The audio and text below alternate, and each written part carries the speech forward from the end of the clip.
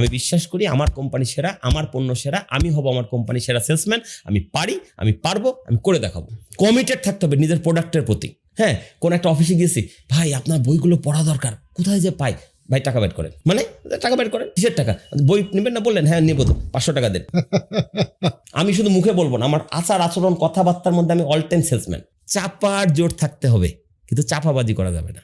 একই কোম্পানিতে একই পদে একই জায়গায় একই বসের অধীনে একই বেতনে একই দায়িত্ব একইভাবে 1000 দিনের বেশি পার করা যাবে না। 1000 দিন মানে প্লাস মাইনাস 3 বছর। আপনি যদি 1000 দিনের বেশি সময় কোথাও স্টাক থাকেন, হ্যাঁ, তাহলে আপনি বুঝতে পারেন পিছিয়ে যাচ্ছেন।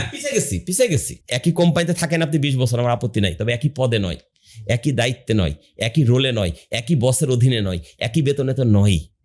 অনেকে রিজেকশন নিতে পারে। রিজেকশন বলে সেলসে কিছু নাই, লেগে থাকতে হবে ভাই। নো মানে নেক্সট অপরচুনিটি, নো মানে না না, আমরা না ধরে নিয়ে চলে আসি, ওখানে আরো বেশি সুযোগ। বিক্রি পরে, সম্পর্ক হলে বিক্রি হবে।